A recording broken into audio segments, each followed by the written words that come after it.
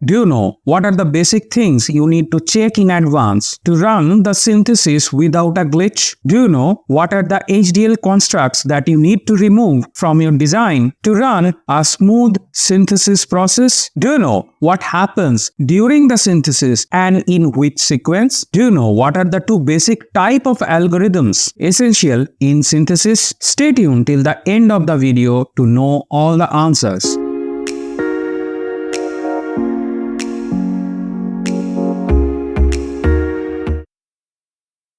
Hey guys, welcome back to the computer screen, and here is the menu for today. First, we will talk about pre-synthesis checks and standard verification methodology. This is very important. When you are doing any step in any VLSI flow, you must know the adjacent steps because this is very important for the troubleshooting purpose. Your problem or the bug or the issue that is you are facing in a particular step may not entirely come from that particular step or your given inputs. There might be something that has carry forwarded from the previous steps. So it is always good to have a knowledge of the previous things for a particular VLSI step. So in this case, we will talk about the checkings that we do just previous to synthesis, and we will talk about the standard verification methodology in a nutshell. Next, we'll talk about the synthesizable HDL constructs. Now, the word synthesizable means in the entire HDL, whether it is a Verilog or VHDL, there are constructs, keywords, expressions, those can be categorized between synthesizable and non-synthesizable. Non-synthesizable constructs are generally used in test benches, and synthesizable are used in designing the circuit. Next, standard cell library and synthesis. Synthesis does require a technology library, that is the standard cell library, as well as we attach the basic tex files from the PDK, and we will talk about the various things that are prerequisite for synthesis from the standard cell library and PDK.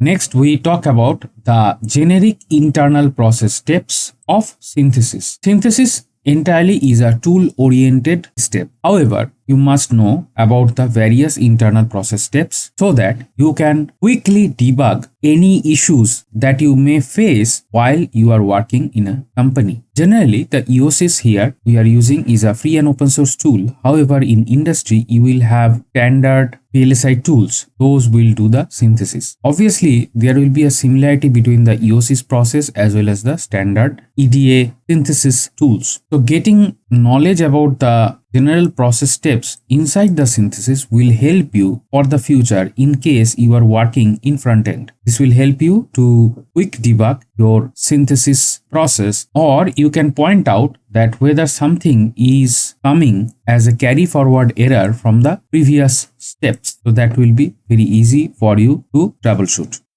Next, what happens during the synthesis? We will talk about the few things that happen while the synthesis is going on in detail. So this is basically a flowchart, and this is basically an explanation.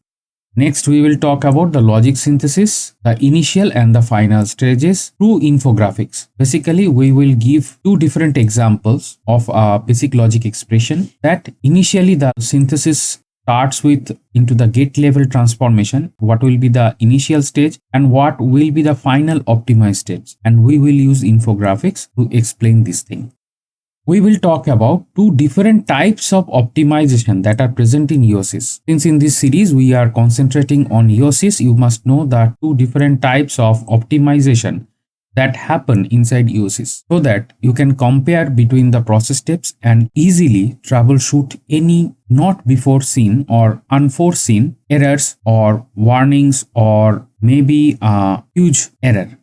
Finally, we will talk about one of these optimization, which is a constant folding algorithm, and rest of the algorithm we will talk about in upcoming episodes. So here is the menu for today. Without any further delay, let's begin. Pre-synthesis checks. Let's talk about what lies just before the synthesis. Functional design verification. So this is called the DV. Generally, we have a design verification engineer to do these things. Confirm the design's functional accuracy. So this design verification process helps to confirm the accuracy of the functionality of the design block or maybe one particular DUT that we have designed through the HDL. Follow a verification methodology. So we have a proper methodology to do that, and we do not do it in a random manner. Verification approach. You see, this is verification. So we use certain approaches here. What are those approaches? Create a verification plan based on the design specification. So we do plan it, then we code the verification routine, right? And all is targeted keeping the design specification in mind. Develop test benches for simulation. So this is very important. Here we already have a episode where we have simplified version of the test bench for any of your Verilog code. So this is from the Verilog in VLSI series, and we have the thumbnail, and don't worry, we have given this particular link in the video description. From there you can directly go to this video. In case you are not familiar with test benches, this episode will help you to get familiar with the Verilog test bench. However, in design verification, the test bench architecture is different. We do not have a series yet. In future we may have, so you have to wait for that point. Verification steps. So these are the steps. Instantiate the design under test DUT to test. So this is called DUT, is a short form of the design under test. And here is the general infographics, or you can say block diagram of the verification steps, right? I will explain one by one. What are these things? Apply input stimuli to the DUT. So from here we give the input stimuli. Since you can see this is input and this is input. So these are the input stimuluses that we give towards the DUT. Verify the DUT's output against expected results. So we have couple of monitors to monitor the input, as well as we have monitors to monitor the output. So generally these are code monitors that is written in HDL. We have specific tasks or functions for these things, and we can use them to monitor the things. And using the coding style, we can have a scoreboard where we compare these results with a given reference model. That means the expectation chart or expectation truth table, what you can say, that will be kept as a reference model, and we will testify the device under test against this particular reference model. This is the kind of infographics, or you can say it's a block diagram to understand the test bench execution process. And the test bench example is available here. You can go ahead and see it. However, in the Verilog test bench, it is entirely written in Verilog, and we have not given any other language or design verification methodology in this particular episode. It's a very simple thing for you to understand. Test bench execution, first step is that to utilize the HDL simulator for the test bench execution. That is what we have done here. Next is for Verilog, you can choose from Icarus Verilog or Verilator. So in this Verilog series, we have used the Icarus Verilog and Vivado, but we have not covered the Verilator. So you can get a taste of the Icarus Verilog here in this particular episode. For VHDL, opt for GHDL. So GHDL is another free and open source tool for simulating VHDL. So that can be used for the test bench execution. Since we do not have any VHDL series in our channel, so we cannot go for this kind of checks here, at least after you've seen this episode. However, we have our episode for Verilog, so you can go ahead and watch that. In simple terms, we have couple of pre-synthesis checks in terms of the design verification methodology or the test bench. The general block diagram is shown here. It could be a bit different for in your case when you are working in a company. This could be much more larger and complex. This is a very simplified form of understanding the test bench, and we are done here in this particular slide. So let's move on to the next slide. Standard verification methodology. In this slide, we will talk about the general methodology for verification, and here we will only touch base and we will not dive into the deep, and we will see what are there for the verification methodology. So here we have a small infographics for you, and here is the designer who is coding, and there is another design. He has defined the basic checks that has to be checked. So this way, inside a company, you have to talk to your teammate. The first part is directed test. So here, prepare input stimuli, that is test vectors, manually. So this is the first part where you create the test vectors. You know the truth table, right? And accordingly, you will create the test vectors. Detect bugs based on known issues. We know that what will happen, say, in case of a particular circuit where there is a race around condition. So we will manually give the test vectors for those conditions to check whether the bug is coming or not. So this is for the known issues. Constrained random verification. So this is another important thing. Let us see what is there. We randomize the input stimuli with specific constraints. Constraints are there to put the boundary conditions so that the combinations that we are doing should not go beyond these boundary conditions. That means we restrict the combinations to stay within the basic limits. This is because in a huge digital circuit, there could be some states which may be unnecessary, and those unnecessary states will never come into the picture as they are not in the standard set of operations as inputs. Now, constraints help us to eradicate such unnecessary steps to be included in the design verification. There could be other constraints which may be design specific, which we are not talking about here, that you will face once you are working in the industry.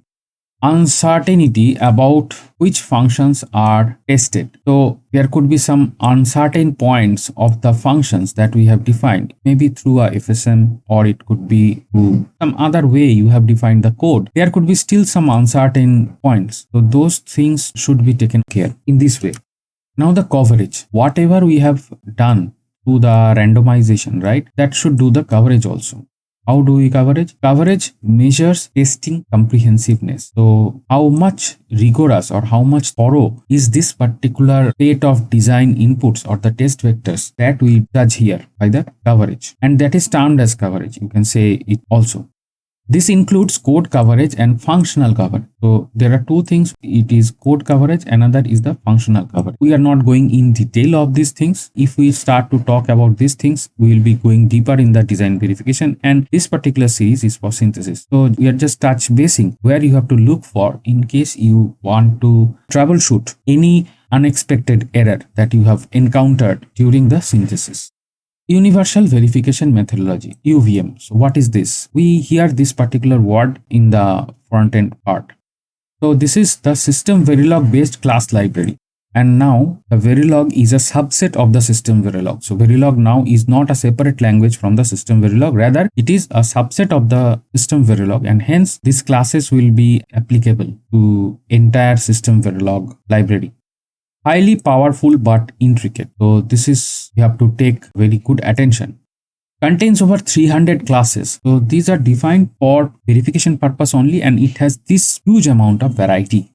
Limited familiarity for graduate student new to System Verilog. Generally, when you are graduating as an engineer, right, as an EC engineer, you do not have this much of exposure to the verification methodology. You might have exposure to HDL, you might have exposure to Verilog, or even some of the designs that you prepare as your project. However, this detailed verification things you only get knowledgeable once you enter the VLSI industry. Another is the open source VHDL verification methodology, OSVVM. What is this? This is VHDL based library, and this is very similar to the UVM. UVM is for System Verilog and OSVVM is for the VHDL based library. So this is the very short and sweet kind of touch base introduction to you for the standard verification methodology, what exists there. However, the entire verification process is very vivid and very detailed. We are done here in this particular slide. So let's move on. Synthesizable HDL constructs.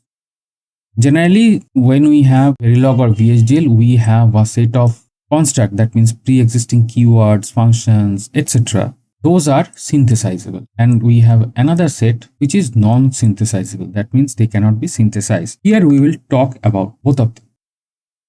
Synthesizable Verilog or VHDL. What is that? Designed for hardware description and synthesis to physical circuits. These constructs are written keeping this intent. Uses hardware like flip-flop, logic gate, multiplexers, etc. Focuses on sequential and combinational logic. So you know these two terms, sequential and combinational circuits, from your digital electronics. Timing is critical. Designs must meet setup and hold time requirements. This is very, very, very important. Typically follow specific coding guidelines for synthesis compatibility. emphasizes efficient resource utilization and timing closure. So resource utilization means you have to spend less time in synthesis process and connecting the design to its technology library. And also this will help in the timing closure. That means the proper closure through the static timing analysis. And we already have marathon episodes for STA. You can find them in this channel and in the playlist page. Suitable for implementing designs on FPGA or ASIC hardware. These are the two very basic things, FPGA and ASIC. FPGA is done on FPGA boards. However, ASIC is designed in industry. Non-synthesizable Verilog or VHDL. What we have for them?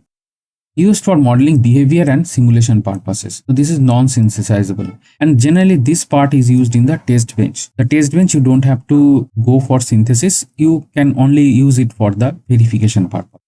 Can include constructs that don't directly map to hardware like delays or tasks. Focuses on functionality and ease of simulation. Generally these are something that makes your testing very easy. So that is why we say ease of simulation. Simulation here means simulation including the test bench. Timing consideration might be less critical or not relevant. So here for this non-synthesizable part, timing is not important. Offers more flexibility in coding style and language features. These things, the non-synthesizable parts, help to generate toolset that you can use for simulation and verification using either the Verilog or the VHDL. Used for test benches, simulation, functional behavior, and algorithmic modeling. So these are used for generally all these purposes. Not guaranteed to produce functional hardware when directly synthesized. If you even try to synthesize this non-synthesizable part, they will not map towards any hardware that you have in your technology library. We have two parts. One part is synthesizable, another part is non-synthesizable, and both of them are significant for you. We have an entire episode about the constructs which are synthesizable and non-synthesizable in Verilog. So you can find this episode in the Verilog playlist, as well as link is given in the video description. From there you can directly jump to this particular episode. So we are done with this particular slide. Let's move on to the next slide. Standard cell library and synthesis.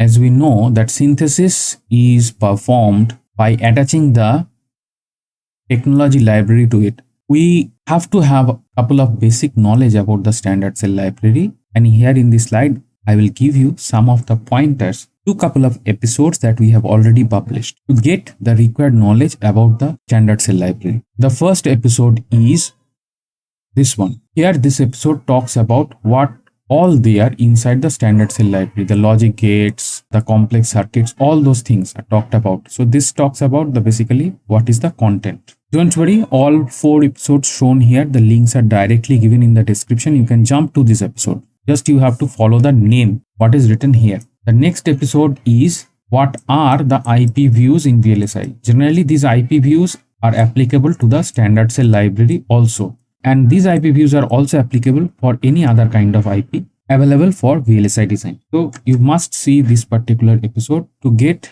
familiar with what type of files you will be using in the front end, as well as what type of files you will be using in the back end. The next episode is what is called the PDK and DK. So here we have talked about the technology part that is available. That means the basic tech libraries which are from the foundry, how that is connected to the standard cell library. And we have talked about the DK and PDK here because in different companies, different terminologies are used. Some companies say the entire set of technology library plus the standard cell library as PDK, some term it as DK, and there could be any other name variant. So once you cover these 1, 2 and 3 episodes, you will be well knowledgeable for whatever you are using as a design library, and from there which file you have to pick for your front end. Another episode is very important, and this is from the STA series. This is about the timing library. This is very, very important for the front end. So the timing library will help you to understand, this particular episode will help you to understand what is a timing library, what it is contained, how electrically characterized data is placed there in what fashion, and if you want to look for some particular data of a particular cell that has been there in the standard cell, how you should find it. So all these informations are encapsulated in this particular episode. The links of all these 4 episodes are provided in the description of this video. go there and directly jump to this particular episode one by one. We are done here talking about the standard cell library. All this information is needed when you are running the synthesis. So please go ahead and watch this episode. We are done here in this particular slide. So let's move on to the next slide.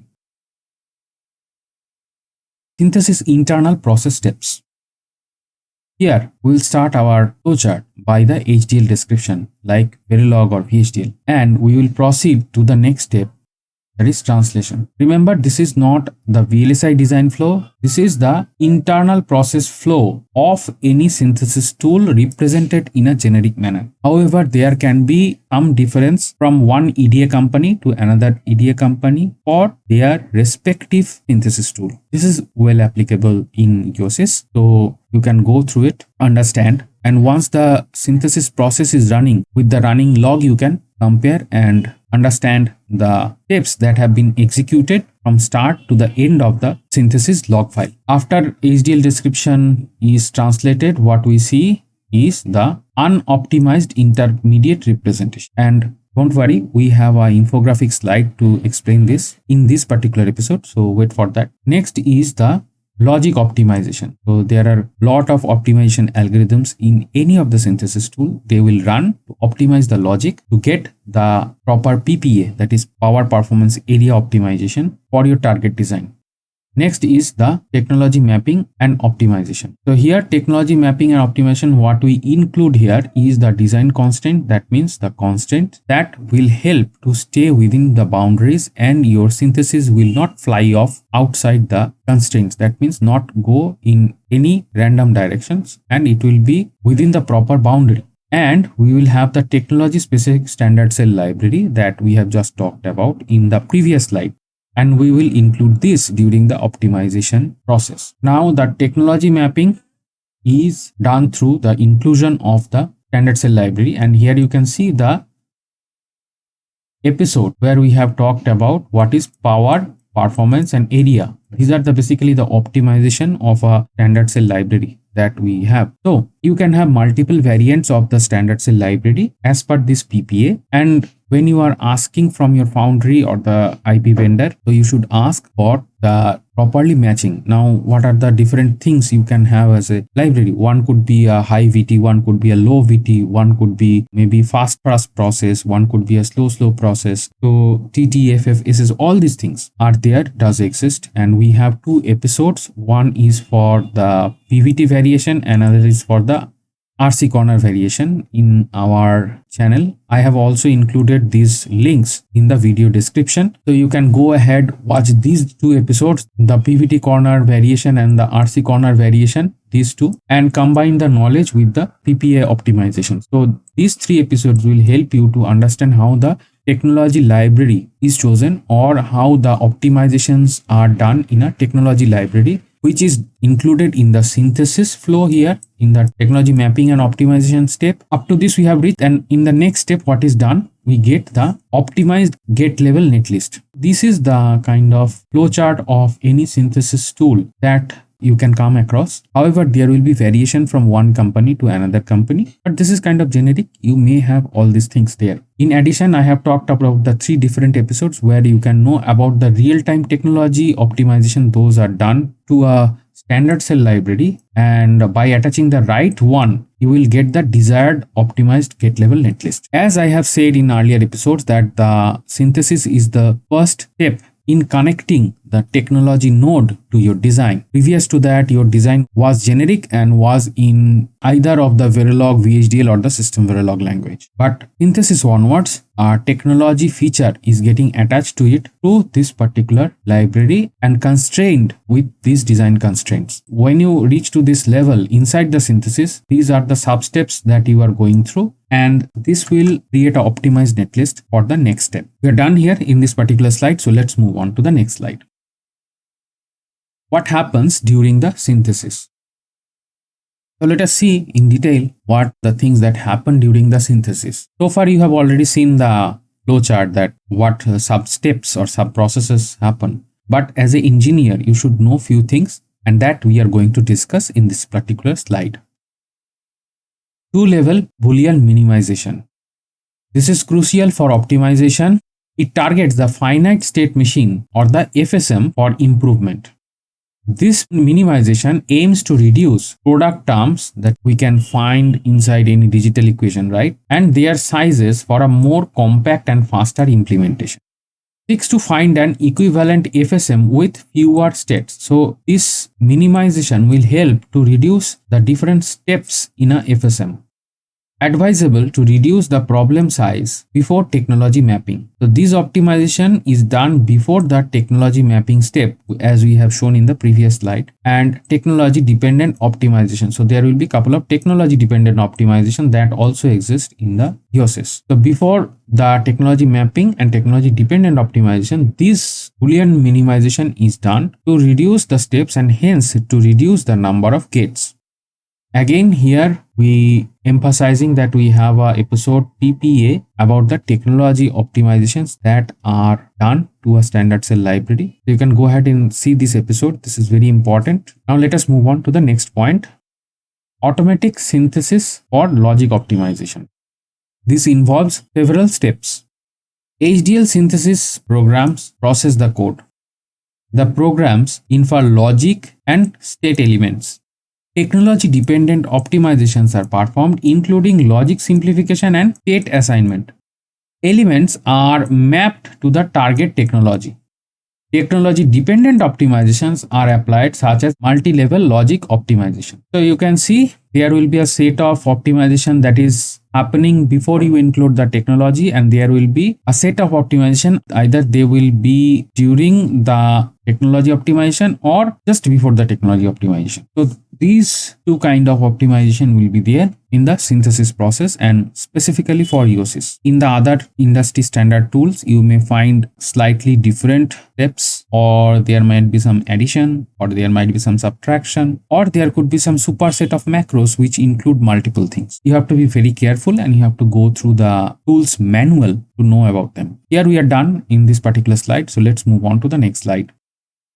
Logic synthesis, the initial and the final stages. In this slide, we will explain using infographics, and we will point out the things that we have said during the last flowchart we have explained. So here the table contains 3 columns.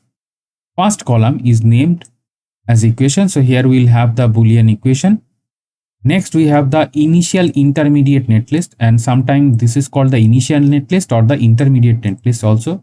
And here we will show you the final optimized netlist. Sometimes it is called the final netlist, and sometimes it is called the optimized netlist also. These names can have variants from either taking partial name from these two or from these two. So you must be very careful, and hence we have included all the possible words here, and we will have 2 different rows. That means we will be talking about 2 different equations. So the first equation is, this is a Boolean equation. You can see Z equals to A and B, and which we are ORing with C. How the netlist will look? So there will be this netlist. So there is a A ANDing B, and whole is OR to C. So this is C is OR to the A and B. And there's a very simple thing that we can draw by hand. So this will be done by the synthesis tool as a initial netlist. However, as it further goes down and goes through optimization, it will transform it for the technology optimized one. So here you can see the NAND gates are there. These are the gates which require less spaces. Obviously, this netlist can be in a different form and shape as per the kind of technology optimization that you are doing, as per the library, as per the PPA and the PVT and RC corner, all those things. Obviously, RC will not come here because this is a front end. However, for the process corners and all those things, they will be there, and they will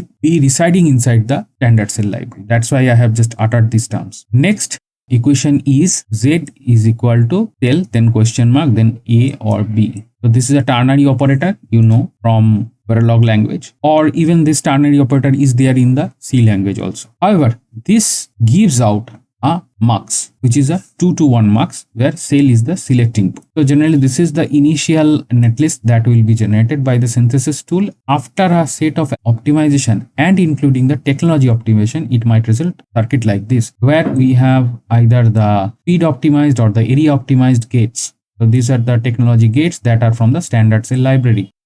So all those things will be there. or it might happen the standard cell has different variants of this particular marks in it, and the required marks will be picked up by the synthesis tool. That can also happen. These are not hard-coded things, and these are set of infographics for understanding. I am not hard-coding that this will happen or that will happen. I am not predicting that. So you have to be very careful when you are running this kind of optimization, and you will see that what kind of optimization is done and what is the initial, what is the final netlist. Here we are done through the infographics for the initial and the final stages of the optimization for a circuit, and this is just an example. The actual case may have different form and shapes of the initial and the final netlist. We are done talking about this, so let's move on to the next slide. Two types of optimization. So here basically we will talk about two different types of optimization that we do in EOSys as a synthesis tool. First, there are optimization. The first type of optimization, initial or non-recursive. That means they will be only at the beginning and they will optimize once. And there are some of the optimization that are recursive. That means these will repeat until a stable result is achieved. So these are optimization algorithms. Some of them will run one time and some of them will run multiple times. EOSys optimization passes. EOSys offers optimization passes for HDL synthesis, including the opt pass, which performs various simple optimization. These optimization involve removing unused signals and cells and constant folding. This is another algorithm that we will be talking in the next slide. It's recommended to run the opt pass after significant synthesis script steps for better results. So this is an algorithm that we can include more than one time. The opt pass comprises multiple individual passes. So this is basically a macro, and that will contain multiple optimization process. Each of the sub steps focusing on specific simple optimization tasks. So once you run the opt routine, it will run small steps. That is the beauty of having a synthesis tool where there are some macros which contains some couple of set of optimization that will run once you execute that particular optimization. And it is called optimization. It is not called a macro. Macro is a generic term that I am using. A macro is a set of commands are tied together. That is the definition of a macro. And in VLSI, you will find another macro which is called a macro cell. So I am not talking about that. I am clarifying it right away. So we are done here. Let's move on to the next slide. Constant folding algorithm. So this is the algorithm we have just talked about in the last slide. Let us see what happens inside it. The opt-expr pass in EOSys focuses on constant folding internal combinational cell types. It replaces the cells with all constant inputs with constant value. They drive and sometimes optimizes cells with some constant inputs. So this is the table for the constant folding algorithm from the EOSys manual. So you can see if there is a set of A and there is a set of B, what will be the replacement. Okay, to get details this particular table, you have to go in the manual of EOSys. Replacement rules for optimizing AND gates are defined, including constant folding propagation of undef, that is X states. Undef states are allowed to propagate only if specific cases as per the IEEE standard 1364 to 2005. In cases where other substitutions are possible in the module, the pass assumes value 0 for undef states. So this is a very basic thing. You should understand that all these algorithms are there inside the EOSys and they will happen once you execute this. The AND gates with a constant 1 input can be replaced with a buffer. This is another part of the optimization. Additionally, 1 bit wide $EQ and $any cells with one constant input can be replaced with buffers or NOT gate. This is very much detailing about the algorithm. Since this is an open source tool, you are getting all these details. For a EDA tool, which is a proprietary tool, you may not get this much of detail. What is happening inside algorithm, and you have the benefit to understand here because the EOSys is a free and open source tool, and that's why you are getting this much of detail. If you go to the manual, you will get more details. The opt-expr pass is cautious when optimizing mark cells to avoid interfering with decision tree modeling and other optimization. So you can see the complexity that stays inside one particular optimization. Here we have talked about the constant folding algorithm in EOSIS. And again, I am emphasizing, since the EOSIS is a free and open source tool, that is the FOSS tool, you are getting this much of detail. This may stay hidden in a proprietary standard EDA synthesis tool that you may find in an industry. So we are done talking about the constant folding algorithm. Let's move on to the next slide. Thank you very much for watching up to this point, and don't forget to like, share and subscribe. In case you have some dislikes, put that as in words in the comment section down below. And bye for today.